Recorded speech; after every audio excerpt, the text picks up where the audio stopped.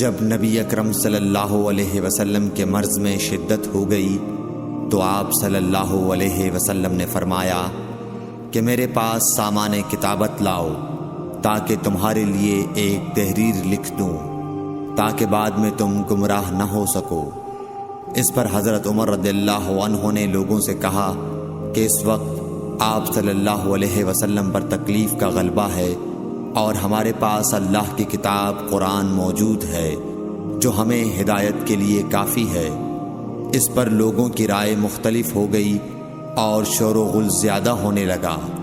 آپ صلی اللہ علیہ وسلم نے فرمایا، میرے پاس سے اٹھ کھڑے ہو، میرے پاس جھگڑنا ٹھیک نہیں۔ اس پر ابن عباس رضی اللہ عنہ یہ کہتے ہوئے نکل گئے کہ بے شک مصیبت بڑی سخت مصیبت ہے، وہ چیز جو ہمارے اور رسول کے اور آپ کی تحریر کے درمیان حائل ہو گئی۔ صحیح بخاری حدیث نمبر 114۔